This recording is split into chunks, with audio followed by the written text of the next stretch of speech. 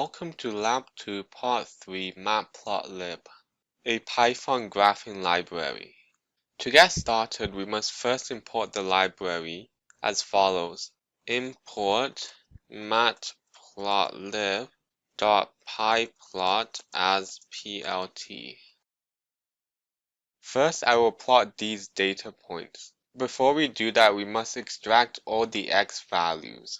Let's declare a variable for all of our x values. Say x values equal to. Now we will use a list comprehension to extract each of the x values from the data.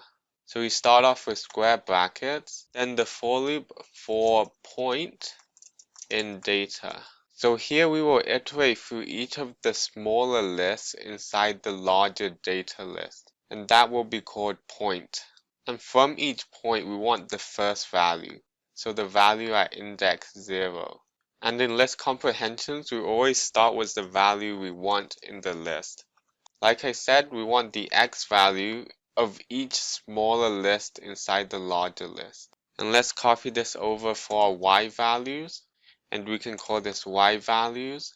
The only change here is instead of at index 0, we want index 1. And let's go and print this out. So print x values and print y values. So here you can see we have all of the x values from 0 all the way to 10, and we have our y values. Now that we have the x values and y values in two separate lists, we can call the matplotlib function called plt.plot, and we must pass in our list of x values, comma, and our list of y values. Then to show the plot, we can do plt.show. Now here we have our basic plot. I will reuse our code for the scatter plot. Here the only difference between a line plot and a scatter plot is instead of using plt.plot, we will use plt.scatter.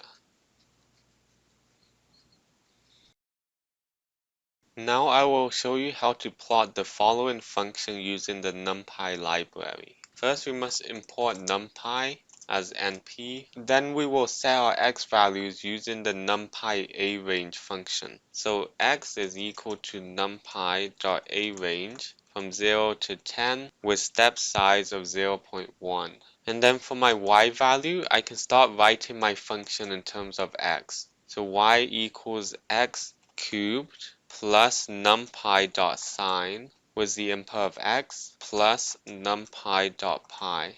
Now let's take a look at our x and our y.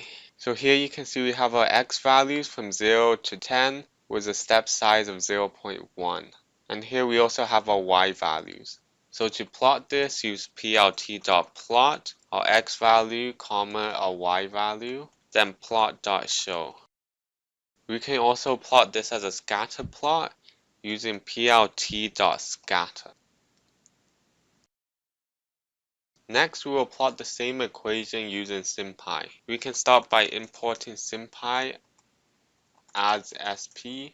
First, we must declare x as a SymPy symbol using the symbols function. Then we can set y equal to a SymPy equation in terms of x, so x cubed plus sympy.sign of x plus sympy.py. Now let's take a look at x and let's take a look at y. Here you can see x and y are sympy expressions. In order to plot this using matplotlib, they must be numbers, not symbols. We can do this by using numpy for the x values. So we'll set the x values equal to numpy.arange from 0 to 10 with a step size of 0.1. And then for the y values, we will again use list comprehensions. Here our for loop will be for I in x values, where I will iterate through all of the values in x values.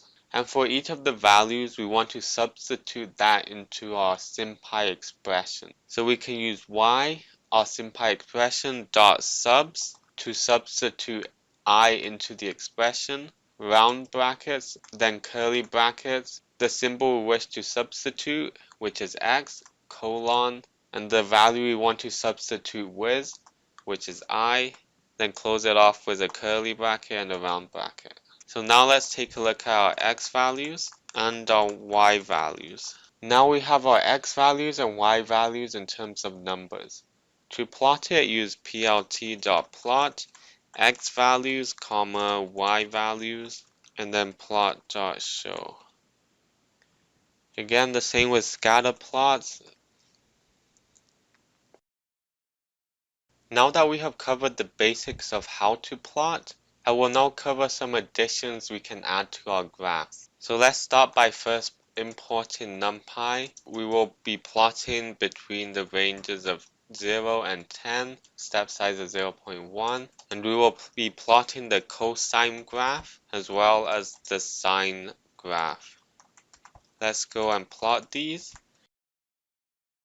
Now we have our two cosine and sine graphs. In order to give a title to our graph, use plt.title, round brackets, quotes, and then the title. Let's say my title, and here you can see my title. Now to label our x-axis, use plt.xLabel, round brackets, quotes, and then our x label. Let's say x-axis. Likewise, we can also do plt.ylabel to label our y-axis. Here you can see x-axis and y-axis labeled. Then to give our graph grid lines, we can use plt.grid and then round brackets.